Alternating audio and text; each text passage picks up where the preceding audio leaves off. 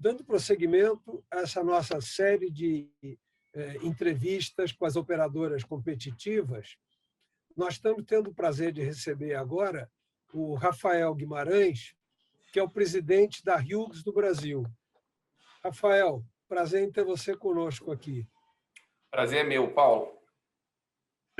Rafael comanda a Hughes do Brasil aqui desde 1998 e ele vai contar em detalhes para a gente, desde 2016 está envolvido com o lançamento da HughesNet, que agora é a maior provedora de banda larga via satélite. Perfeito. Rafael, conta para a gente um pouquinho esse histórico aí da transformação da Hughes para a HughesNet. Tá bom, Paulo. A Hughes tem uma história antiga aqui no Brasil, né? Se você olha o nosso cartão CNPJ, ele acredite se quiser, de 68, 1968. Então, a empresa começou a ter atividade comercial no Brasil no final da década de 60, né? Porque o Brasil estava, naquele momento, avaliando a compra dos primeiros satélites de comunicação geoestacionários, né? E a Hughes americana, foi, de fato, quem vendeu os primeiros satélites para a Embratel, né? Como parte ainda do sistema Telebrás, tá? Mas, nesse momento, era uma atuação no Brasil mais de representação. Nos anos 90, a empresa abriu um escritório aqui no Brasil, tá? Com pessoas, de fato, trabalhando. E o foco, naquele momento, era a venda de equipamentos de telecomunicações via satélite, a parte terrena, né? Aqueles equipamentos que ficam em terra falando com satélite. Tá? Então, essa foi uma primeira onda aqui no Brasil. Em 2003, Paulo, a gente abriu uma operação de serviço com foco no mercado B2B, o mercado corporativo. Então, a ideia era prestar serviços usando comunicação por satélite e usando os equipamentos que a Hughes fabricava para outras empresas, para outras operadoras, para o mercado de varejo, mercado de banco. Tá?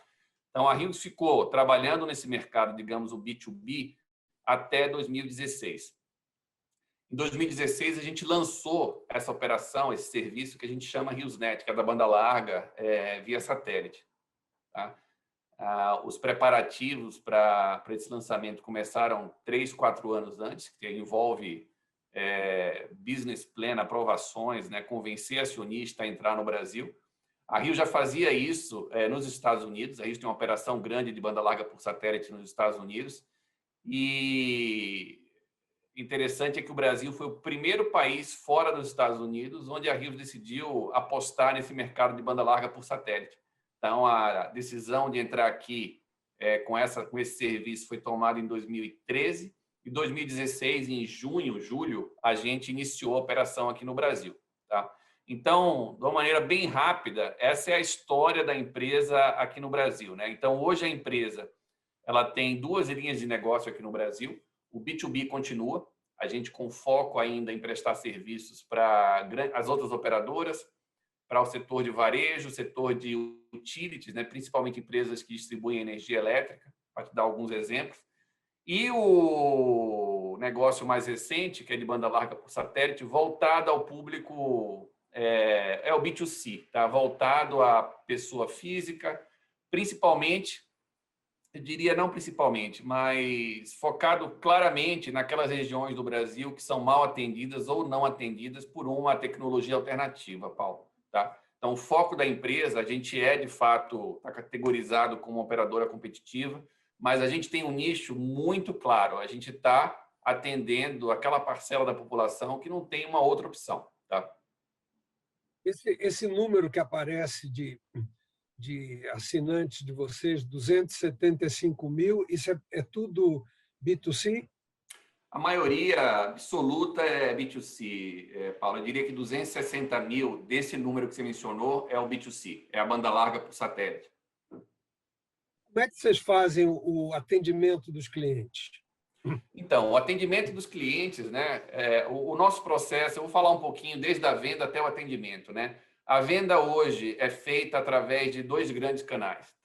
Então, tem um canal o que a gente chama de venda direta, que é venda por telefone. Então, alguém fica sabendo da Hughes, tem um número 0800, a pessoa liga e contrata o serviço. Tá? mas essa é uma fração, diria 20%, 30%. 70% da venda ou mais é feita por nossos parceiros, né? Então, são empresas pequenas, regionais, que vendem o serviço da Rios no Brasil, tá? São os anteneiros, né? E a gente tem um grande distribuidor nacional, que é a Elsys, né? Que é o nosso parceiro desde o lançamento. A Elsys trouxe para a gente esse conjunto de parceiros de empresas pequenas regionalizadas que, de fato, são o nosso exército aí em campo que fazem a venda do serviço, tá? Então, quando o serviço é vendido, Paulo, esses mesmos parceiros, não importa quem vendeu, se foi a venda direta por telefone ou se foi um parceiro, eles recebem a ordem de serviço, tudo eletrônico, para ir instalar o equipamento e disponibilizar o serviço, por exemplo, numa fazenda, tá? Então, a capilaridade que esses nossos parceiros regionais nos oferecem é extremamente importante aqui no nosso negócio. Então, são essas pequenas empresas que a gente treina do ponto de vista comercial, do ponto de vista técnico, que atendem, né? Implantam o serviço quando ele é contratado e atendem no caso de problemas em campo. É isso que você falou do treinamento, isso que eu ia te perguntar, porque um dos pontos nevrálgicos das operadoras é exatamente a ponta lá, né? Porque se o cliente for mal atendido, estraga o nome da operadora. Quer dizer, como é que vocês cuidam disso com tanta terceirização? Pois é, Paulo, esse é um aspecto fundamental, né? O primeiro contato do cliente conosco é através de um parceiro desses, né? Então, o treinamento é fundamental, né? Não só treinamento, mas a padronização de processos, a facilitar a vida desse parceiro com o uso de muita tecnologia. Então, desde o início, a gente nasceu, o pessoal fala muito hoje da transformação digital, né? A RiosNet é uma operação que nasceu totalmente digitalizada, então não tem papel circulando, é tudo através de um app que o parceiro recebe na ponta e faz tudo por ali, desde a venda até a gestão de ordens de serviço, né? Mas, de fato, a questão do treinamento é a raiz de tudo. Então, antes da pandemia, os treinamentos eram presenciais, então, é o nosso time juntando esse pessoal, treinando em instalação, treinando em venda, treinando no discurso, né? E o desafio foi na pandemia, né? Que a mobilidade acabou com as medidas de restrição, né? A gente tem que ficar em casa e a gente teve que, de fato, aprender a fazer treinamento de uma maneira toda online, tá? E tem funcionado também. Mas eu endosso o que você está falando, o treinamento é fundamental. Um mau atendimento numa ponta estraga o nome da empresa, né? Estraga, de fato é um desafio. Quantos empregados vocês têm aqui no Brasil? Empregados direto, nós somos cerca de 300 pessoas, Paulo, tá? Entre funcionários e terceiros, né, que ficam dentro da operação, são mais ou menos 300. Indiretamente, através dessa rede de parceiros que eu mencionei, o número de pessoas envolvidas na operação RiosNet, eu diria que chega a 5.000, tá? São empresas, essas empresas que a gente tem espalhadas, né, são empresas... Hoje a gente atende 5.000 municípios, a gente tem aí uma média de mais ou menos 1.000 e poucos parceiros desses, cada um tem pequenos com 2, 3 funcionários, tem alguns maiores. Então, uma coisa pela outra, Paulo, eu diria que a gente mexe com 5.000 pessoas, tá? Para fazer o serviço ser vendido, ser instalado, ser mantido no Brasil. Você está atendendo, a cobertura de vocês vai do Oiapoque ao Chuí? Ela vai do Oiapoque ao Chuí. Hoje o Brasil tem 5.000 vou arredondar aqui, 5.600 municípios, né? E a gente hoje está prestando serviço em 5.000, Paulo. Então, a nossa cobertura... Muito legal. Pois é uma capilaridade extremamente grande, né? Tem, como você está vendo aí, mais ou menos 500, 600 municípios, onde a gente não tem cobertura em banda Ka, tá? Então, basicamente, a gente hoje tem uma deficiência que ela está concentrada na região norte, parte do centro-oeste, tá? Então, mas o resto do Brasil, onde está 90% da população brasileira, a gente tem cobertura completa. Quais são os grandes problemas que vocês encontraram nessa trajetória aí? O maior desafio, Paulo, vindo da Hughes, né, a empresa que colocou isso aqui em 2016, a gente trouxe muita coisa de fora, né? Então, basicamente, tecnologia foi trazida de fora do Brasil. Então, durante o lançamento, o grande desafio foi tropicalizar sistemas, principalmente de OSS, BSS, para a realidade brasileira, né? De forma que a gente atenda regulamentos da Anatel, regulamento de consumidor. Então, isso demandou bastante trabalho. A montagem da rede de atendimento também é um negócio que tomou bastante tempo, uma coisa bem crítica, né? Então, essas foram os dois desafios no lançamento, né? Desafios agora que a gente enfrenta, Paulo, no dia a dia, a gente está sofrendo bastante, né? Acho que como qualquer empresa do setor de telecom, com o câmbio, né? Porque a maioria dos nossos custos são dolarizados. Então, o satélite é um investimento em dólar, os equipamentos são fabricados fora do Brasil, eles são dolarizados. E o dólar, ele se valorizou aí quase 70% nos últimos 2 anos, né? Então, quando a gente entrou aqui no Brasil, no HughesNet, em torno de 2016 para 2015, eu lembro que o dólar estava 2,40, 2,50. Hoje está o dobro disso, né? E, no entanto, com esse aumento brutal de custo em reais, né, a gente tem mantido a nossa mensalidade mais ou menos inalterada, tá? A gente não consegue, não há espaço para passar aumento de câmbio para o consumidor aqui no Brasil. Então, esse é um grande desafio, fechar essa equação. O que vocês estão pensando em termos de futuro? Quer dizer, o que a gente pode esperar de uma HughesNet em 2025 aí? Então, é interessante essa pergunta, né? A gente tem uma novidade para o ano que vem. Nós estamos usando 3 satélites em banda Ka hoje, tá? E no ano que vem, a gente lança o próximo, 4º satélite que vai ter cobertura aqui no Brasil. Então, é bastante capacidade a mais, tá? É um satélite com muita capacidade. E usando esse satélite, Paulo, a gente está pensando, inclusive, oferecer serviços mais robustos, mais gordos para os clientes, né? Então, hoje a gente tem um determinado portfólio. Esse satélite ele tem tanta capacidade que a gente visualiza um cenário em que a gente consiga oferecer mais pelo mesmo preço, tá? Então, isso vem aí, segundo semestre do ano que vem, esse satélite está funcionando, vai trazer capacidade sobre a região onde a gente já tem capacidade. Ele não preenche, né, os espaços onde a gente hoje não tem capacidade. Para preencher os espaços, a Hughes tem um outro negócio que é bastante interessante. A Hughes é acionista e o principal fornecedor de tecnologia de uma das constelações que estão aí sendo faladas, né, que é a OneWeb. Então, a OneWeb, se tudo correndo bem, final do ano que vem, a gente está com ela com cobertura completa no Brasil. Então, é mais uma ferramenta que a gente vai ter para prestar serviço aqui no Brasil.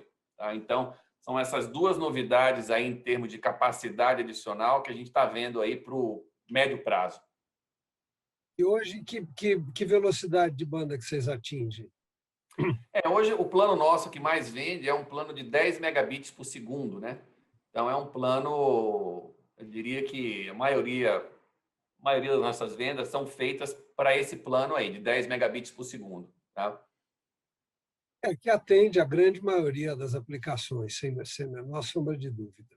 Não, atende. Se você pensar que a gente está indo numa área estritamente rural, né, que é o nosso foco, o Paulo, e se você pensar também que a aplicação mais popular hoje no Brasil, de longe, é o WhatsApp. Isso aí, fora de qualquer tipo de comparação, né? Então, é muito WhatsApp e muito vídeo. Essa velocidade atende perfeitamente essa população. Tá? A gente tem planos maiores, que vão até 30 mega, tá? Com o Júpiter 3, que é o satélite do ano que vem que eu te falei, a gente já está considerando o plano de 100 megabits por segundo, tá? Que já é uma mudança de patamar significativa. E a chegada da 5G vai mudar alguma coisa para vocês? O 5G está trazendo mais expectativa positiva do que negativa, tá? Tem essas duas, para o mercado de satélite, tem essas dois lados que a gente tem que olhar, Paulo. Por quê, né? Porque, por um lado, o 5G vai trazer, como desdobramento do edital, obrigações das operadoras levarem 4G, por exemplo, para um monte de local hoje que não tem sinal, né?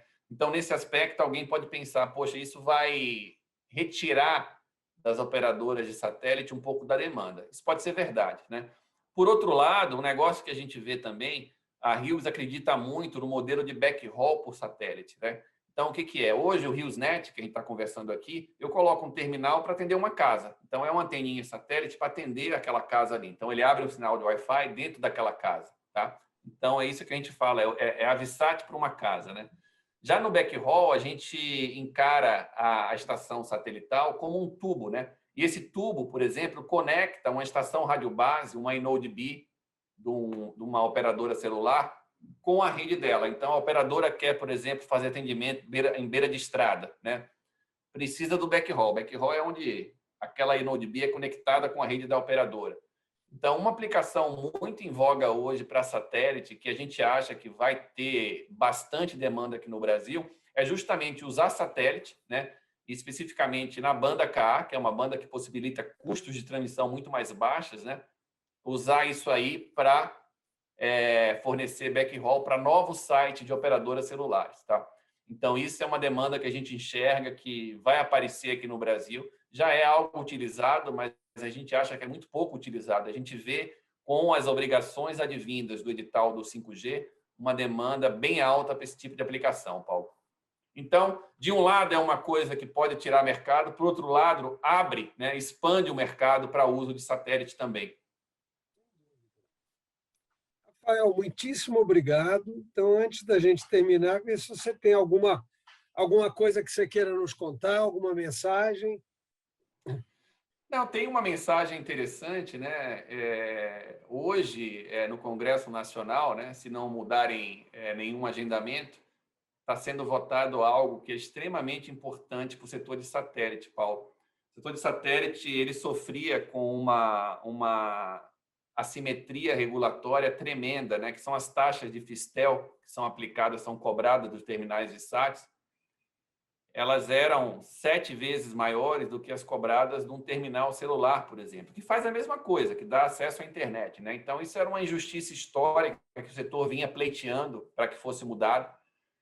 No final do ano passado, o governo emitiu uma medida provisória que equalizava essas cobranças, né, e deixava a mesma taxa que o satélite paga e a mesma taxa que um terminal celular paga, né, que é um negócio sensacional para o setor.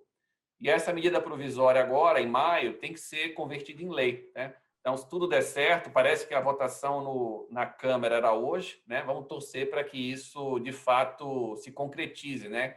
Que essa medida, a MP, seja transformada em lei e que essa equalização persista agora e fique oficial aí para o resto da vida. Isso, de fato, é um impacto extremamente positivo para a comunicação por satélite.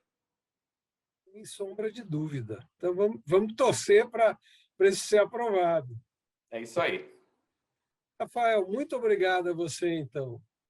Obrigado, Paulo. É um prazer falar com você.